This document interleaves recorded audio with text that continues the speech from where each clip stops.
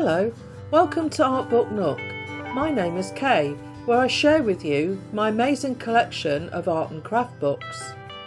So I recently received a request from one of my lovely subscribers to review Sketching Techniques for Artists by Alex Hillkurtz, and I'm delighted to be able to do that for you. So this book is filled with effective techniques for sketching practically any subject. Alex presents innovative methods for achieving remarkable results that go beyond putting pen to paper. So you can discover a unique style in pencil and pen and see how watercolour adds extra depth and interest. I don't know about you, but sketching is a skill that personally I really need to improve upon. So let's take a look inside, shall we? So the book is broken up into about 9 sections.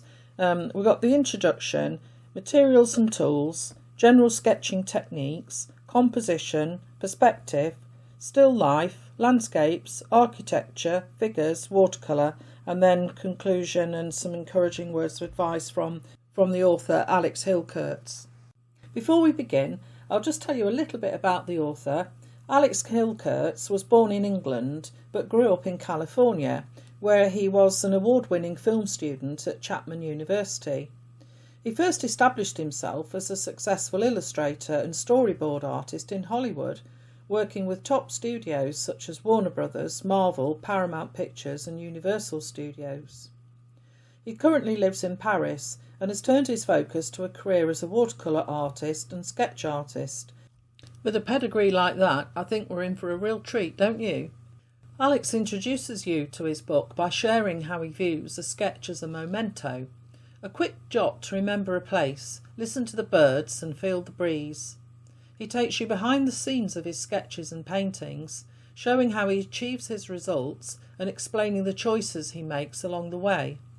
In the materials and tools section, Alex begins by talking about the pencils and pens he likes to use, but he's quick to remind you that it's a personal choice and that you can do a great deal with very little. I rather like that sentiment. I've got a funny little bent twig that I treasure because it makes the most interesting marks on the paper. Alex is left-handed and he shares his own experience of how to hold and use a fountain pen, offering some really helpful tips for anyone else who's left-handed and struggles. Alex shares his favourite brands of both waterproof and water-soluble inks, which can create some surprisingly beautiful effects, as shown in his sketch of Amsterdam. One of his go-to choices is diamine ink in Earl Grey, a dark grey that when touched with water releases hints of purple, red and aqua. I imagine many of you have heard of Quink ink. Their old blue-black formula used to separate into soft shades of blue and brown when it met water. It was rather magical. Sadly, it no longer does that since the company changed the formula. Paper is arguably the most important element of both sketching and watercolour painting. Its quality has a huge influence on the final result. Alex recommends using 100% cotton paper and shares a few of his preferred brands and sketchbooks. Alex goes on to discuss the brushes he prefers and the watercolour brands he uses, mainly Daniel Smith and Rembrandt. His palette is quite limited and he shares his selection of colours so you can see exactly what he works with. And here's a handy tip to prevent smudging. Use a paper towel under your hand while you work. Alex ends this chapter by explaining that he's constantly rethinking what he carries in his sketch bag and that every artist will eventually develop their own unique set of tools and materials. And the section finishes with a lovely reproduction of one of his ink and graphite sketches, Milan in the Rain. So here we are, Chapter 2, General Sketching Techniques. I've been looking forward to this section because, as I've admitted several times, sketching isn't exactly my strongest skill. Alex reminds us that everything we sketch tells a story, and the techniques in this chapter are designed to help bring those stories to life. Sketches and paintings, Alex says, are a bit like scenes from a film. Having spent many years storyboarding and illustrating for the screen, he naturally thinks in terms of camera angles, always searching for the most dynamic or unexpected perspective. It's an approach that can add a real sense of drama to your own paintings. Choosing what to sketch can be tricky. We're often drawn to a certain view, the play of sunlight, or simply the place we just happen to be. Alex encourages you to think about sketching in terms of what, where, when, how, and who. The what is the subject. What is it that you are actually going to sketch? Living in Paris, you might imagine he's spoilt for choice, but as he points out, not every street corner makes a great composition. If you're searching for interesting locations, he suggests looking for sharp angles on a map. They often create a stronger sense of depth in a sketch, and this idea isn't limited to big cities. You can apply it wherever you live. Once you've chosen what to sketch, the next decision is where to sit or stand. Your viewpoint will have a dramatic effect on how the subject appears and ultimately on the success of your sketch. In the illustration bottom right, Alex uses red angle marks to show several possible viewpoints, each one offering a slightly different perspective of the same building. Are you able to identify the point where Alex stood to complete the finished painting? The answer is angle 4, and the photograph is on the right-hand page. From this viewpoint, the building projects dynamically towards us, with sunlight catching the left side and shadow on the right side. This provides a contrast that adds depth and drama. Alex also used a bit of artistic license. Beneath the building there's actually a row of rather boring, uninspiring shops, but in his sketch he's replaced them with a cafe with a bright canopy. He encourages you to do the same. Move trees, remove delivery vans, add people for a touch of life, and yes, paint beautiful cafes even if they aren't really there. After the where and what, the next consideration is the how. How you'll compose and frame what's in front of you. Alex touches on this briefly here, but explores it in greater detail in chapter 3. The when is all about light. On the right-hand page, 3 photographs show the same scene at different times of day to demonstrate this. Early morning and late afternoon tend to create the most dramatic shadows, while midday can be perfect for capturing the glare and heat of the day or dappled shade underneath a tree. Light is something I wrestle with constantly here in the UK.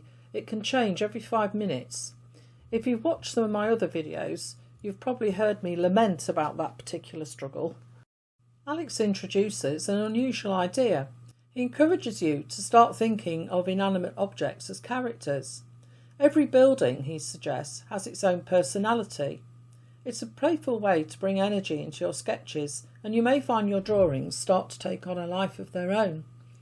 This concept can apply to anything. Mountains can resemble sleeping giants, and trees can have multiple personalities. It's quite a timely thought for me, as I've recently been photographing some of the lovely bent and quirky trees near to where I live, with plans to turn them into a small series of paintings.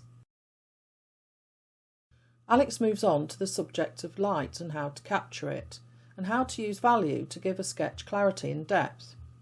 The white of the paper becomes your brightest highlight, while the deep black of ink creates your darkest tones.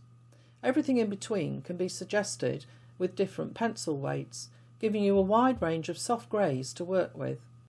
Cross-hatching is another way to build value in your sketches. The closer the lines are, the darker the tone appears.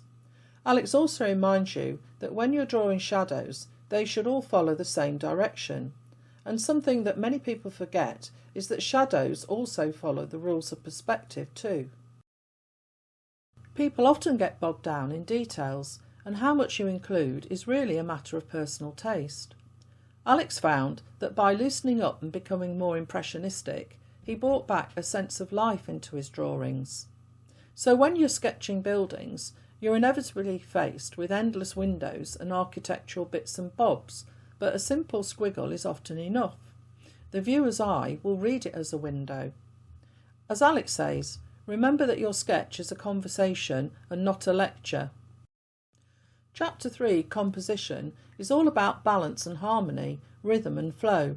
It's what guides the viewer's eye around a painting, revealing details and telling the story. There are 2 powerful tools to help you to do this. The first is the rule of thirds. and the second is using detail and contrast to shift the viewer's focus. Alex walks you through a clear example of both on these pages.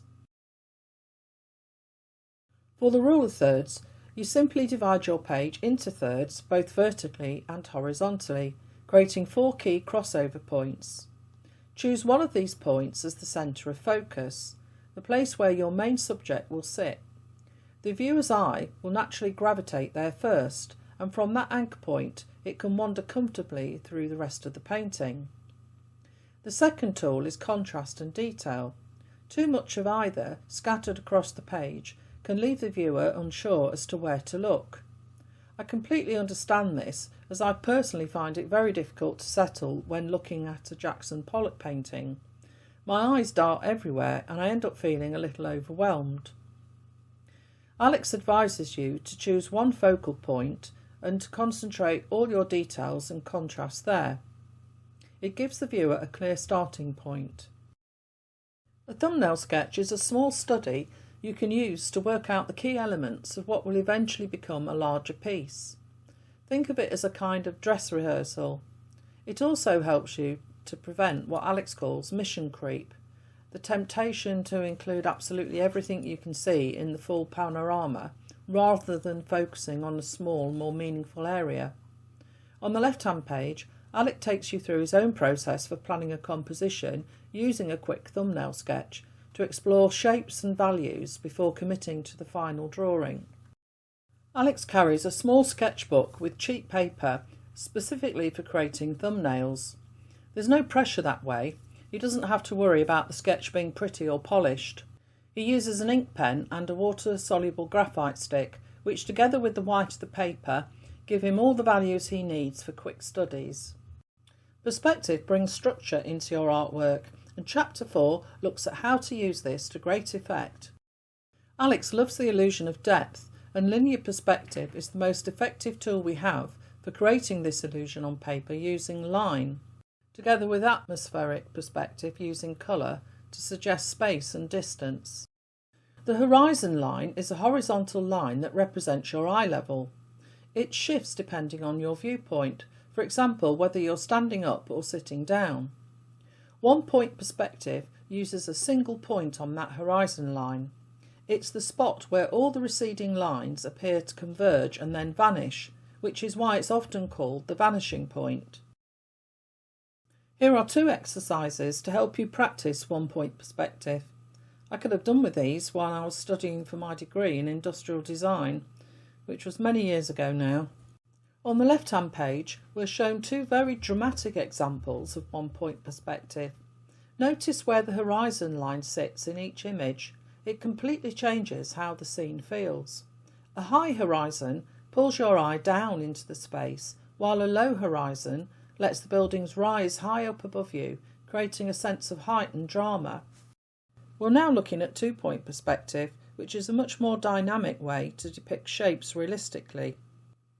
As the name suggests, 2-point perspective uses 2 vanishing points and creates the illusion of an object coming towards you.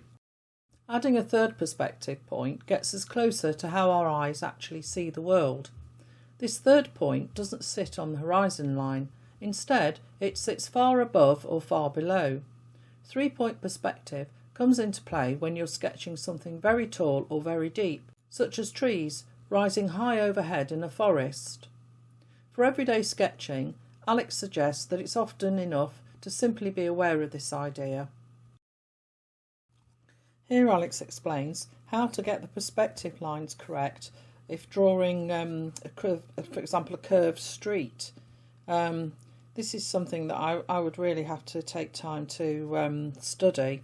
And for this chapter there's a final note from Alex which I'm going to read out because when it comes to perspective I think it's important. He says some artists have a real resistance to learning the rules of perspective.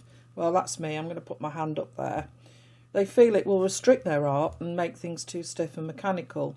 But perspective is the bones of all architectural drawing. It gives structure and proper form to everything that comes next. Rather than stifle our creative expression, perspective provides a solid framework upon which our sketches take flight. A think Alex makes a valid point there. And I think investing a little bit of time into learning how to understand the rules will pay dividends in the long run, and eventually it'll become second nature. I really like this sketch of an old-fashioned typewriter, and I know from my background experience in industrial, designing products, this drawing wouldn't look as realistic as it does. So Alex is now going to take us through sketching still life. Alex made me smile here. He admits he was always a bit allergic to still life paintings as they seemed boring, and he simply couldn't see the point. But after discovering the work of Henri Fontaine-Latour and Olga Abramova, he changed his mind and realised that not every still life needs to be a bowl of fruit or a group of lemons. I was exactly the same until I came across the work of Shirley Trevenner, an extraordinary watercolourist who quite deliberately breaks the rules of perspective. Now there's a contrast for you. And this wonderful painting is now proudly displayed in my kitchen. Alex now sees everyday objects quite differently. On the right-hand page, there's a sketch of a jar holding several of his favourite paintbrushes. He describes them as a little family, each one calling out to him, "Pick me, pick me." Still life, Alex says, is one of the best ways to study how light reflects and refracts across different objects. It can teach us an enormous amount about colour and about the subtle qualities of shadows. Sketching a simple bowl of wine corks gave Alex the opportunity to play with warm and cool colours, using the contrast between them to create a real sense of depth. To help you create depth in your work, Alex suggests thinking of shapes as structures. So instead of seeing a circle, square or triangle, think of it in terms of spheres, cubes and pyramids. It's a simple shift, but it makes it much easier to understand how light falls across a form. Also, pay attention to negative space, which is everything your object isn't, if that makes sense. If you've drawn something and it doesn't look quite right, shift your focus and check the shape of the negative space instead. This can be quite revealing and often helps you to realign the proportions. Here we have two examples of still life sketches by Alex. I just love the keys, the old keys. Chapter 6, Landscapes. I have to admit this is my favourite subject to paint, and I love the way Alex introduces it. He says, landscapes are entire worlds in which we can get blissfully lost. When we're sketching landscapes, composition becomes especially important, and we need to use all the same tools we rely on in other subjects. Natural landscapes are helpful in that they often give us ready-made lines to guide the viewer's eye through our painting, such as roads, walls and rivers. We can also use line weight to our advantage. Objects in the distance can be drawn with fainter, thinner lines, while those closer to us can be given strong, heavier lines. It's a simple technique, but it adds an immediate sense of depth. Here are two simple exercises to help with both line weight and also the rule of thirds. Creating landscapes is a wonderful opportunity to use washes and glazes of watercolour to suggest atmospheric perspective. As objects move further away from us, their colours become more muted, cooler and often a little bluer. We can use this to our advantage. It's helpful to think of a landscape in layers, working from the background to the foreground and from cool colours to warm. You can strengthen the illusion of depth by softening edges in the distance and making them sharper as objects come closer to you. And here we have a step-by-step demonstration from Alex for you to study. Here are two examples of sketches by Alex where he creates a strong illusion of distance. In the first sketch, the distant mountain range is painted in a cool violet, while the field in the foreground is a warm complementary yellow. The contrast between cool and warm instantly pushes the mountains back and brings the foreground forward. In his second sketch at the bottom of the page, depth is created through contrast. The dark trees in the foreground are sharp and clearly defined, while the valley behind them is rendered in soft muted colours. Alex summarises this chapter by encouraging you to approach what's in front of you with the aim of capturing a mood or a feeling, rather than chasing perfect accuracy. He suggests we try to draw verbs, not nouns, and illustrates this in the sketch of the bridge on the bottom left. The bridge doesn't simply sit across the river, it skips across it, like a stone skimming over a pond. There's a real sense of rhythm in the way he's drawn it. And of course, knowing when to stop is one of the most elusive skills to learn. Alex admits he tries to listen to his inner voice after years of experience and unfortunately ruining many paintings along the way. Chapter 7, Architecture. Alex states he loves sketching and painting architecture. When he moved to Paris, he fell in love with the way the light defines the shapes and forms of the old world buildings. I really like the sketch on the left-hand page, and notice how Alex has depicted the shadow which is being cast by a building opposite. I'll be honest, architecture is a subject I tend to struggle with, and I find myself avoiding it altogether. So I'm quite looking forward to seeing what Alex has to say here, and whether his approach might help me loosen up and help me to enjoy architectural sketching a little bit more. There are some lovely old buildings in the village where I live, and it'd be amazing if I could increase my confidence to tackle painting them.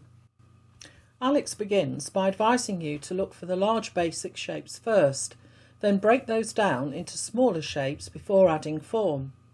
He illustrates this clearly on the left-hand page. Roofs can be especially tricky, with all sorts of unexpected angles and different vanishing points, but by following the simple process he outlines here, you can make steady, confident progress. Doorways and arches follow the same rules of perspective as the buildings they belong to, and because they're designed for humans, they can't be smaller than a person. A helpful reminder when you're checking your proportions. Alex is far more interested in what's happening at street level than in the intricacies of the upper floors. In many of his sketches, it's the cafe that's the star of the show. He reminds you that the placement of windows matters more than their individual details, but that placement does need to follow the rules of perspective, otherwise the whole building will feel slightly off. You're telling a story, not producing an architectural blueprint. Balconies also need to follow the same rules of perspective, and Alex shares an interesting historical nugget. Parisian buildings follow strict guidelines when it comes to balconies. This is all thanks to Baron Haussmann's redesign of the city in the 1860s. Most buildings in Paris are 6 stories tall, with balconies only on the 2nd and 5th floors. Wow! I was really interested to know the reason behind that, so I did a bit of research. So the 2nd floor, the étage noble, I can't pronounce French. The étage noble, I'm sure you don't pronounce it like that, was traditionally the most desirable floor, high enough to escape street fumes and noise, but not too many stairs to climb before lifts existed. Wealthier families lived there, so a full balcony added status and comfort. The 5th floor often housed the servants' quarters or more modest apartments. Adding another line of balconies balanced the facade visually and met architectural symmetry rules without giving every floor the costly prestige balcony. Haussmann wanted uniformity and elegance along the boulevards, so repeating this pattern created the rhythmic, harmonious look Paris is known for today. Well, I found that interesting. I hope you did too. And apparently this is how you pronounce noble in French. Noble. Right, let's move on. Cafe awnings are great fun and a joy to paint. Alex says they always remind him of skirts and dresses because they allow the building to show off a bit. They're often the brightest part of a sketch and usually built from simple triangular shapes, sometimes wrapping around corners. Alex provides a few practical tips for painting awnings and umbrellas, keeping the shapes clear and easy to read without adding unnecessary detail. Street signs, lampposts and shop signs are the small details that add useful accents to your sketch. And here's a handy tip from Alex. Rather than risk spelling something incorrectly, he often uses a white gel pen or a darker ink to add a squiggle. It gives the impression of lettering without having to commit to the actual words. When he's sketching buildings, Alex finds it helpful to think of them as characters. In the church he drew in Italy, shown bottom right, he imagined it bounding into the piazza full of energy, and the building in the far bottom corner seems to reach and stretch right up towards the sky.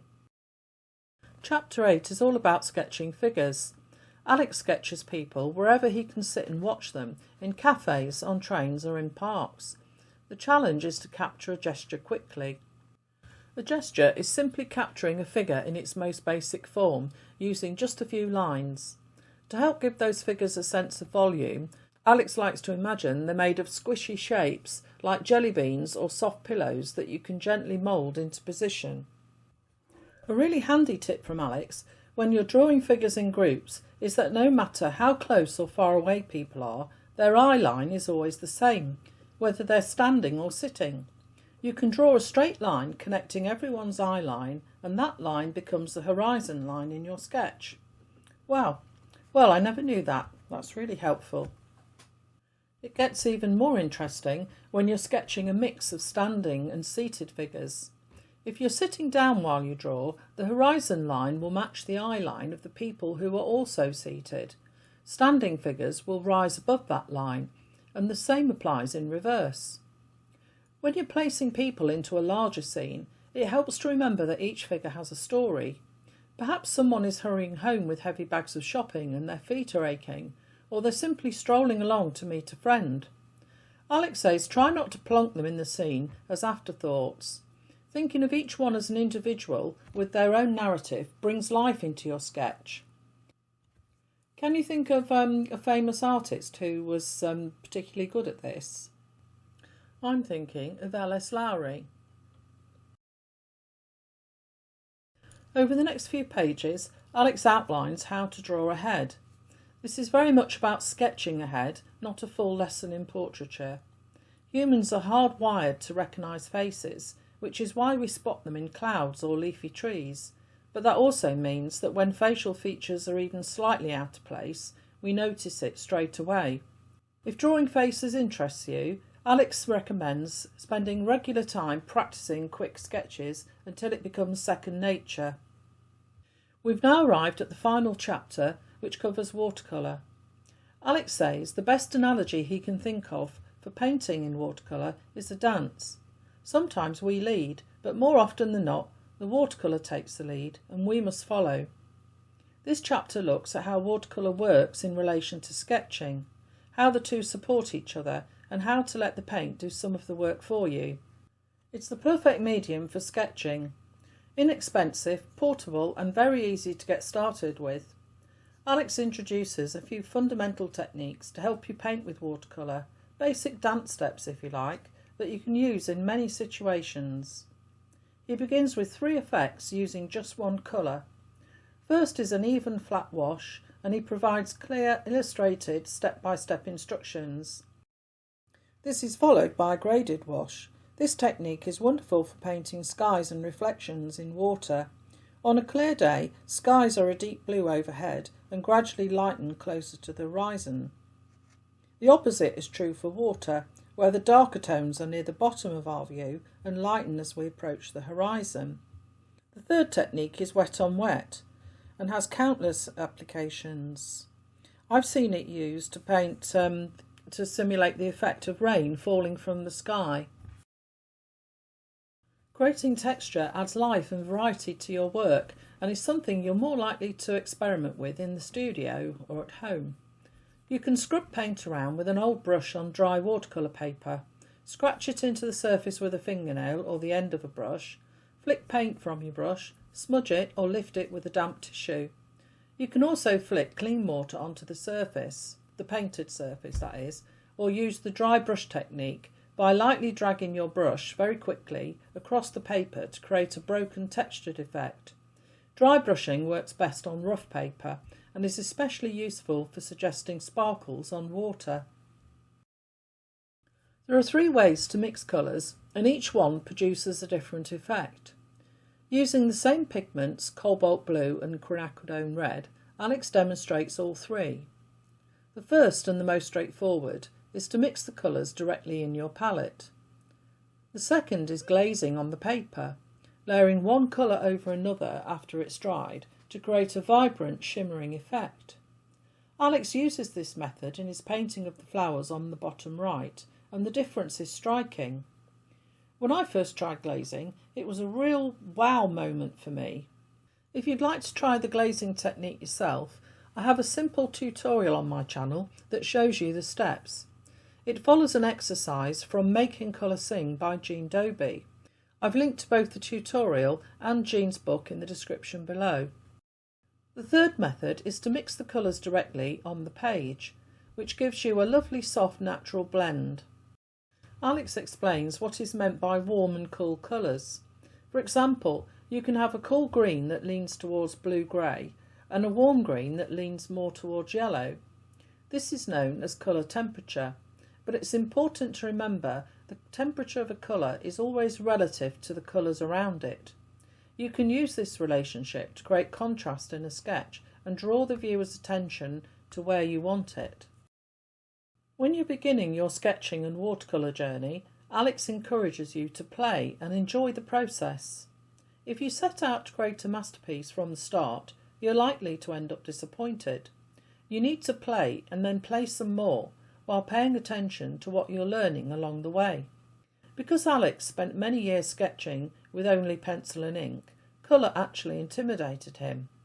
When he first bought a set of watercolours, his washes were very timid and pale. One way to overcome that fear is to use a limited palette, and Alex shares the pigments he likes to use here. When Alex is working on an actual painting, he likes to use a three-stage approach. He begins with a light pencil sketch, then moves to ink, and finally adds the watercolour. To keep the spontaneity, he works quite quickly, and over these pages he explains and illustrates his working method in more detail, and emphasises how important the colour and consistency of shadows needs to be. Shadows are not a single solid wash of one colour. They shift in temperature and intensity, and paying attention to that can make a sketch feel far more convincing. Alex often likes to paint contre-jour, which means painting against the light. Your subject is backlit, giving you plenty of opportunities to explore interesting shadows and strong contrasts. This approach immediately made me think of the artist Jenny Aitken. She paints contre-jour scenes in oils all the time, and I reviewed her book on the channel a while ago. It's a lovely technique to explore whatever medium you use. Alex concludes by saying he hopes these pages give you the tips, tools and inspiration to follow your sketching journey, and he reminds you that the imperfect real is better than perfection imagined. I love that quote. I'm going to try and hold on to it myself. And now that you have the tools, Alex encourages you to just get out there and play. Sketching Techniques for Artists is one of those books that quietly builds your confidence as you turn the pages. Alex has a generous way of teaching, practical, down to earth and always encouraging, and his approach reminds you that sketching isn't about producing perfect drawings. It's about showing up, paying attention and just enjoying the act of making marks on paper. What I appreciate most is how honest Alex is about his own learning journey. If you're someone who wants to loosen up, try new techniques, or just discover the pleasure of sketching outdoors, or even indoors with a cup of tea, this book might be just what you need. In the description below, I've linked to Alex's website, where you can learn a little more about him. He doesn't appear to have his own YouTube channel, but there are several videos featuring him on YouTube. I've included one interview and another where he gives a demonstration. If you'd like to follow Alex and keep up with his work, I've also added links to his social media accounts and his Patreon page if you'd like to learn directly from the master himself. Thank you so much for spending this time with me. I hope you found my review helpful, and if you decide to purchase your own copy of Sketching Techniques for Artists, the links in the description below help to support this channel. I'll earn a very small commission at no additional cost to you, but every little really does help and I'm very grateful. If you enjoyed this video and found it helpful, giving it a like, or even better a hype, really does help it to reach more people. Do feel free to subscribe and let me know in the comments if you're already a regular sketcher or hoping to begin. I love hearing from you and I reply to every comment. So until next time, happy painting, or should I say happy sketching.